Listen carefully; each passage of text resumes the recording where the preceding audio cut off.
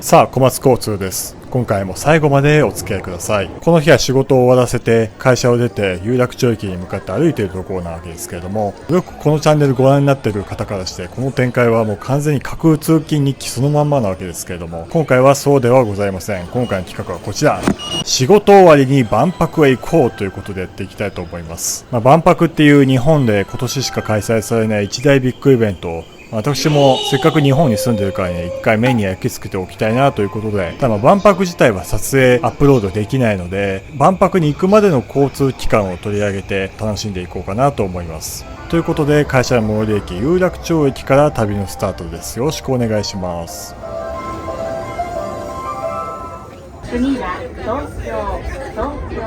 さあ、有楽町から京浜東北線に乗ってとりあえず一駅お隣の東京駅やってきました。そして東京駅から大阪に行くのであれば、とりわけこの時間であればサンライズで西に行けるかなと思いきや、21時50分がサンライズの出発時刻なのでもう発車していますね。そしてじゃあ奥の新幹線使うかと思いきや、こちらも今日中には名古屋までしか行けないという、もう大阪にこの日中に行くことはできないわけですね。そうなったらもう手段は一つしかありませんね。こちらの八重洲中央口を出ましょう。地味に当チャンネル初登場、こちら深夜バスです。深夜バスで大阪に向かいたいと思います。行き先表示板いろいろありますね。鹿島神宮、水戸と関東近辺の行き先の中に大阪だったり刈谷、名古屋と長距離のバスがたくさん並んでいます。それ特に驚いたのがね、この本数なわけですよ。大阪行きの本数だけ見ても22時40分が出て、その次10分後の22時50分、そしてまた10分後の23時の大阪行きドリームルディエゴ、そしてまたしても10分後の大阪万博行きと、あと同じ時刻に京都奈良行きも出てる。どんなバカスカ出て大丈夫かって感じの深夜バス大国なわけですけれども、私は今回23時10分発の大阪駅万博会場行きというのに乗ります。そうです。この期間限定で万博まで直通するバスがあるんですよね。いや、これ便利です。実はこの有楽町を出る前に近所に銭湯がありまして、しかも銀座の銭湯なんですよ。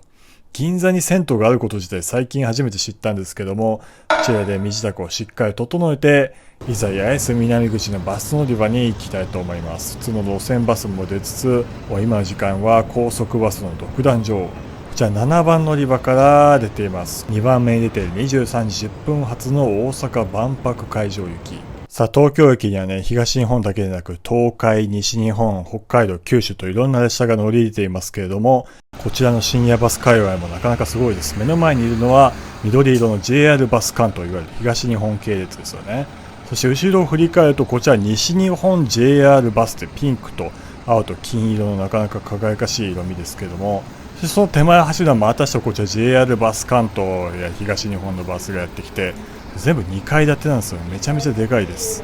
こんだけバスが走っているとなかなか交通整理も苦労しそうなもんですが、本当おじさんたちお疲れ様です。そしてこちらはまたしても JR バス関東で、奥に見えるこちらは、これは JR 東海バスだ。東海のバスも来ている。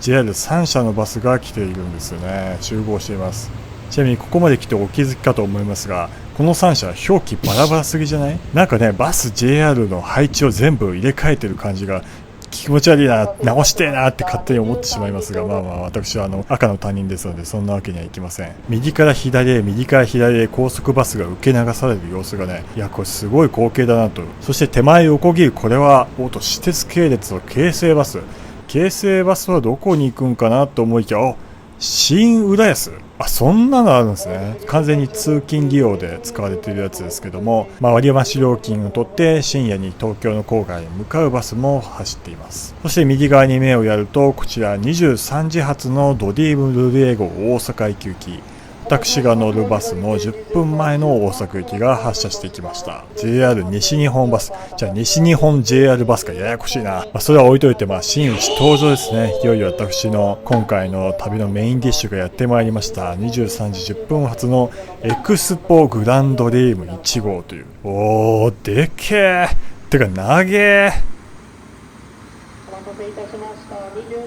2階席の下の方にちっちゃくね、行き先が書いてありますが、大阪行き万博会場エクスポグランドリーム1号。青い西日本の JR のロゴに、じゃあナンバープレートもね、エクスポ2025。ここまで来ると本当に徹底していますよね。こんなところで乗り遅れてはもうひとたまりもありませんから、おとなしく列に並んで乗り込むことにします。今回ネットでチケットを買ったので、QR コードを乗務員さんに見せて乗り込むことに成功しました。バスの真ん中にある出入り口から入っていきなり階段。そうです、今回2階席です。急な階段を上がっていくと、私の座席がありました。こちらです。黒と白のなんかエヴァンゲリオンの使徒みたいなデザインですけれども、こちら割とゆったりめで全席3列シートでしたので、シートピッチもゆったり快適に移動することができそうです。ちなみにこちらの今回購入したお値段はネット割引で7840円。早めに予約したので通常より1000円ほど安く買えましたね。ちなみに新幹線で東京から新大阪まで行くと14,720円ほどかかります。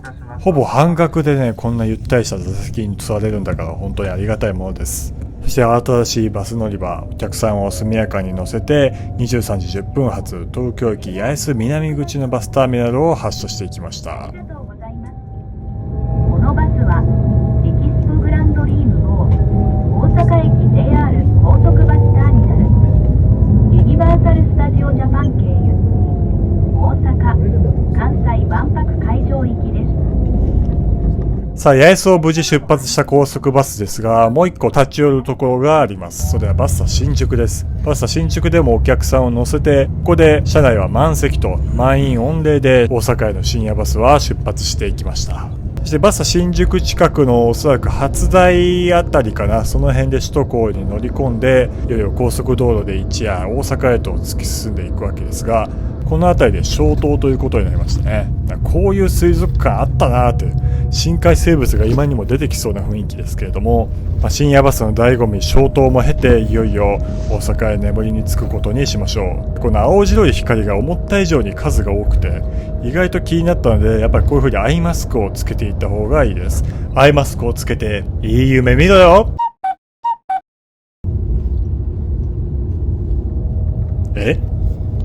ちょっと待って、何これ、めちゃめちゃ止まりますって書いてあるんですけど、止まるなって話なんですよね。これちゃんと経緯を説明しますとですね、新宿を出発して高速に乗って、そこから消灯したわけですよね。その消灯して1時間ぐらい経過した頃で突然ピンポーン、次止まります。いや、なんでやねんって話なんですよね。てか路線バスでよく見る止まりますボタンってこれにもついてるんだっていうのはそこ驚きだったんですけれども、このボタンがついている理由もですね、緊急時には降車ボタンを押すことで乗務員に知らせるような仕組みになっているわけでして、気分悪い方とか緊急事態の方はお知らせくださいということで呼びかけられていたんですよね。でそういうので押されてしまったということなので、急遽ね、最寄りの高速バス停に停車しますってアナウンスが流れてしまって、ちょっと待って、これどうなんだって感じですけども、どうやらバスはね、東名松田のあたりに停車したようです。松田って言うと御殿場線の松田駅、小田原の手前ぐらいですよね。そしてバス停に止まったと思ったらもう電気までついちゃって、こういう時って電気つけるんですよね。しょうがないか。ご乗ボタン押されましたので、少し車内確認させていただきます。お声掛けください。もう完全に眠気は吹っ飛んでしまいましたけれども、緊急事態が起こっているかもしれないということで、致し方ないですよね。少し車内に回りましたが、ご乗ボタンを押された方、お声掛けください。再度必要であれば応募してください。バス運転手さんの懸命なアナウンスと5分ほどの待機も虚しく、誰一人として手を挙げる人はいなくてですね、やむなく再出発ということでね、というわけで5分ほど遅れてしまったわけですけれども、これ何だったんでしょうかね、結局ね。もしかしたら寝てる人が足で押しちゃったんですかね。そういう可能性かなりありますよね。こういうこともあるでしょう。さあ、突然の緊急停車から20分後、鮎沢パーキングエリアで休憩となりました。ちなみにこの鮎沢って鉄道オタク的にはあんまり聞き慣れない地名なわけですけども、御殿場線の駿河尾山駅付近が近いです。さあ、鮎沢パーキングエリア着きました。時刻は1時10分ぐらい。ただもうこの時間なんでお店も全くやってなくて、あとはもう高速バスがたくさん並んでいるので乗り間違いに注意ですね。目の前のバスはおそらく東京駅の見たやつですね。JR バス関東の大阪行きですから、間違いなく今先ほど行かれてしまいました。でかいトラックかでかい高速バスしかいない結構物々しい雰囲気なわけですけども、これはこれで普段楽しめない独特な雰囲気を味わえるので、これこそ高速バスの醍醐味って感じですよね。遠目からエクスポグランドリーム号を見ましょう。コンビニのだし巻きみたいな形ですね。どうせだったら行き交う車の光の流れをずっと眺めていたいところだったんですけれども、とはいえこの日の昼間は普通に仕事してまして、シンプルに疲れたんで、あと明日朝から万博行かなきゃいけないんでね、しっかりここは寝て明日のために英気を養いたいと思います。ということでこの辺でおやすみなさい。今度こそいい夢見ろよ。さあ、おはようございますということで、今この辺はどこかなというと、8時ちょうど大阪駅高速バスターミナルを出発したところです。だいぶ場面飛んだな。2回目の御在所サービスエリアの休憩も取ったりしてね、いろいろ考えてたんですけどね、やっぱ夜中はね、届きが起きないですね。申し訳ありません。ということで、大阪駅を出て、梅北公園グラングリーン大阪を眺めていきましょう。いや、朝のすがすがしい景色ですね。ちなみにこのビルが建っているところはもともと貨物駅があったところです。もうそんな雰囲気全く感じさせないですよね。このバスは最初 JR 大阪駅でお客さんを降ろした後、万博の方面に向かって海側に歩みを進めていきます。地図上で見るとこういうルートで今淀川沿いに向かって走っているんですけれども、ここからね、なんとも激サイティングな区間を通るわけですよね。もうそういう社会党の昔のキャッチコピーはともかく、とにかくここからのルートが本当に面白いです。この道は重曹バイパスという淀川を渡って重曹という北の方に抜ける道なわけですけども、ここを分岐して、いわゆる普通のジャンクションっぽい感じの分岐なのかなと思いつつ、なんか道の構造がちょっとだけ不思議な感じですよね。さあ、こちらの道路、なんと建設中の道路なんです。建設中の道路ってどういうことってことですか。こちらはなんと阪神高速2号淀川左岸線2期という建設中の場所を走っているわけです。こちらなんと2032年度に開通予定の区間なわけですけども、走れなくはないというような状況にはなっておりまして、で今回の大阪・関西万博への入場者輸送のためにこちらシャトルバスの専用道路として暫定利用が始まっているということです。ちなみに一般車はもちろん走れません。万博はもちろん国の事業だからそれなりに官民総出で総力戦で挑んでるわけですけども、いやまさかここまでするとはっていう、なかなか気合の入り方が違いますよね。そして奥側に鉄橋が見えてきました。こちらは JR 神戸線と阪神高速11号池田線と分岐して、こちらの高速道路は地下のトンネルに入っていきます。建設中のところ多分トンネルの照明がないからか分かりませんけど、これ青い独特のランプになっていて、これ何なんですかね。こういう新しい技術を使ってますよってことなんですかね。万博に入る前から未来の片鱗を感じている私ですけれども、こうトンネルを出て、私も明らかに工事中のこれからなんかコンクリの壁作るのかなみたいな感じですけどもね。いや、こういう建設中の道を走る体験って人生初ですね。しかもこれが東京駅から直通でできるというのがすごいです。そして大階出入り口というところから供用中のもうすでに開業している区間に入っていきます。こうしてみると真ん中の仮設の柵以外は結構本格的な作りになっていて、明らかに開業したなーって感じが漂っています。反対車線にも軽自動車が走っているので、ここは明らかに供用中の区間だということがわかります。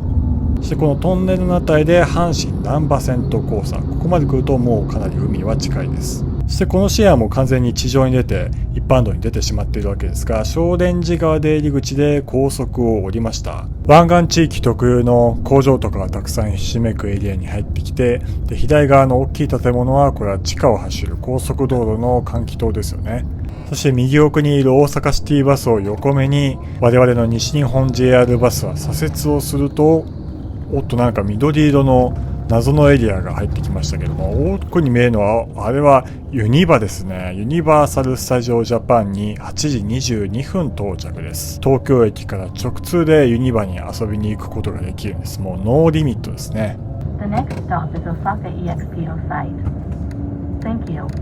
次はもうついに万博会場に歩みを進めていきます。この明らかに高速道路っぽいジャンクションを通っていますが、ここは一応一般道です。一般道を通って奥側に海が見えますけども、そうです。ここから人工島に渡っていきます。こちらこの花大橋という埋め立て地人工島に渡っていきますと思ったら、なんか偉い建物が見えますか。ではもしかして万博のパビリオンかと思ったらそういうことではないです。こちら舞島スラッジセンター、下水処理のための施設ということで、一応こちらオーストリアの環境保護芸術家の方がデザインしたそうなんで、ある意味万博っちゃ万博ですよね。そんな適当なことはともかく、橋を渡るとこちら舞島という大阪の三大埋め立て地の一つ舞島に到着。ちなみにこの舞島は、いわゆる商業施設とかは少なくて、むしろ工場とか流通センターがたくさんあって、鉄道もここには通っていません。自動車かバスで来る必要があります。ただこの舞島には用はないので、ましても橋を渡って夢舞大橋という、またこれは大きめの橋を渡ります。この夢というのは夢島につながっているか夢舞大橋という。ちなみにこのクソデカ大橋、後で調べて気づいたんですが、これ大型船舶を通すために橋を動かせるらしいんですよ。ウィキペディアからの写真を借用させていただきます。こういう風に動くんですってね。いや、これすごいですね。万博の期間中にこんなことやったらお客さん運べなくなってえらいことになるか、それはそれでやめてほしいですね。そして夢舞大橋を過ぎるとクレーンがやたら立ち並んでいるところの奥来ました。大屋根リングです。大屋根リング、いやとんでもない存在感の建物です。ギネスにも登録された世界一でかい木造の建築物、独特なアプローチで進んでいきます。前方にもタクシーとバスしかいません。バスの数えらいことになってますね。ちなみにこの万博の周辺で工事がなされているのは、これ IR とかリゾート施設が建設中になっているということで、もうこの夏の暑い時期から本当に建設業に携わっている皆さん、本当にお疲れ様です。まもなく終着、大阪・関西万博会場です。安全のためバスが停車してからお座席をお立ちくださいますようお願いいたします。その建設現場の囲いにもこういうふうにウェルカムと大阪とか脈々が小脈がいろいろあしらわれていて、いよいよ万博の機運をこれでもかというほど盛り上げてくれます。前方に大阪シティバスと新規バスを携えて、こちらの西日本 JR バスも8時40分大阪・関西万博会場に到着しました。いやお疲れ様でした。万博自体は9時から会場なんですけども、なんとかね20分前にたどり着くことができています。よかったですね。いや万博着きました。本当に東京駅から1本でここ日本と世界の最先端にやってきました。着きましたので万博楽しみます。明日も暑いな。この大阪・関西万博には入り口となるゲートが2カ所あるわけですが、今回私が降りたのは西ゲート、バスとかタクシーだけでありつくことができる西ゲートとなっています。東ゲートで行くと地下鉄がそのまま駅直結しているので便利ではあるんですが、その分めちゃめちゃ人がいるだろうという予測があったので、実際そういう SNS の評判もあったので、今回はバスで西ゲートにありつくことに、とはいえめちゃめちゃ人いましたけどね。8時40分に並び始めて、そっから9時開演と言いつつ、実際に入れたのは9時40分とか、なんだかんだ1時間灼熱の人工灯で太陽に照らされながら待って、なんか周り倒れてる人もいたりして大変だなと思うんですけどもね。中に入ってみたらね、涼しいところもあったり、一生に一度行かないだろうなっていうアフリカとか中央アジアの謎の国の展示物を見たりだったり、あとインドの謎のアイスとか、アフリカのレストランの肉がめちゃくちゃ美味しかったりとね、